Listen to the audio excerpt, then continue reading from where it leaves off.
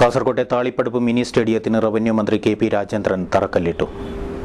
അതുകൊണ്ട് കളിസ്ഥലം നല്ല കളിക്കാരും നല്ല ടീമുകളും നല്ല വിജയം ഉണ്ടാകണമെങ്കിൽ ഏറ്റവും അതിൽ പ്രാഥമികമായത് കളിസ്ഥലം ഉണ്ടാകണം എന്നത് തന്നെയാണ്. കളിക്കണം. അതുകൊണ്ടാണ് കേരള യുവജനക്ഷേമ വകുപ്പും കേരളത്തിൻ്റെ സ്പോർട്സ് വകുപ്പും പഞ്ചായത്ത് മുനിസിപ്പൽ തലങ്ങളിൽ ഉൾപ്പെടെ സ്പോർട്സ് കൗൺസിലുകളും അതിൻ്റെ ആക്ടിവിറ്റീസ് അതിനുള്ള വലിയ സംവിധാനങ്ങൾ ഒരുക്കാൻ ഒരു നിയമം തന്നെ കേരള നിയമസഭ പാസ്സാക്കി.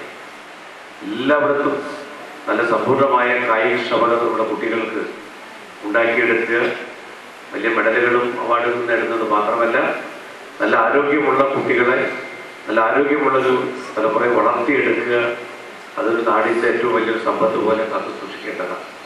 അപ്പം അത് ഞാനൊരു സ്പോർട്സിൽ അല്പം താല്പര്യമുള്ളൊരു വ്യക്തിയായതുകൊണ്ട് ഇവിടെ സൂചിപ്പിച്ചു എന്ന് മാത്രം. ഇപ്പോൾ എന്തായാലും നല്ല ചില തീരുമാനങ്ങൾ ഗവൺമെൻറ്റിൻ്റെ ഭാഗത്ത് തന്നെ വന്നു. പോലീസ് ടീമിലേക്കൊക്കെ വീണ്ടും കേരള പോലീസ് ടീമുകൾ ഉണ്ടാക്കാൻ തീരുമാനിച്ചു. കഴിഞ്ഞ ദിവസം അസംബ്ലിയിൽ കോടിയേരി ബാലകൃഷ്ണൻ മിനിസ്റ്റർ അതിനെക്കുറിച്ച് ഹോം മിനിസ്റ്റർ പറഞ്ഞു കേട്ടപ്പോൾ സഭ മുഴുവൻ കൈയടിച്ച് അതിൻ്റെ സന്തോഷം പ്രകടിപ്പിച്ചു. പോലീസിൻ്റെ പഴയകാല പ്രതാപത്തിലേക്ക് ഫുട്ബോളും വോളിബോളും നല്ല ടീമുകളൊക്കെ ഉണ്ടാക്കാൻ പോകുന്നു.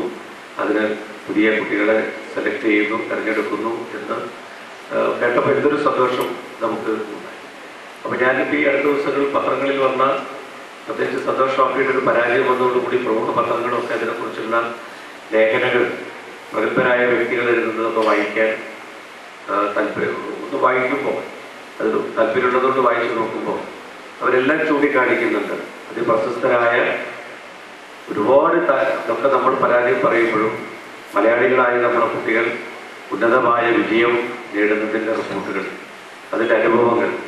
ഒരു നാഷണൽ അത്ലറ്റിക് മീറ്റിൽ നമ്മുടെ കുട്ടികൾക്കാണ് ഓവറോൾ ചാമ്പ്യൻഷിപ്പ് കഴിഞ്ഞ ദിവസം കിട്ടിയത്.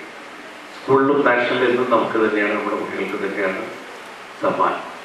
അവസാനം സന്തോഷ് ട്രോഫി ബംഗാൾ തിരിച്ചു വർഷങ്ങൾക്ക് ശേഷം ട്രോഫി നേടിയപ്പോൾ ഒന്നാന്തര 2 ഗോളടിച്ചതും നമ്മുടെ മലയാളിയായിട്ടുള്ള ഒരു മിടുക്കനായ കായിക താരം, ഫുട്ബോൾ താരമാണ്. ഇതൊക്കെ സന്തോഷമുള്ളതാണ്. അപ്പോൾ ഒരു ഗ്രൗണ്ട് ഉണ്ടാക്കണം എന്നുള്ളതൊരു പ്രധാനപ്പെട്ട ആവശ്യമായിട്ട് വ്യക്തിപരമായിട്ട് അങ്ങനെ ചിന്തിക്കുന്ന ഒരാളാണ് ഞാൻ. പുലിക്കുന്നിലെ മുനിസിപ്പൽ കോൺഫറൻസ് ഹാളിൽ നടന്ന തറക്കല്ലിടൽ ചടങ്ങിൽ നഗരസഭ ചെയർപേഴ്സൺ ബി ഫാത്തിമ ഇബ്രാഹിം അധ്യക്ഷത വഹിച്ചു.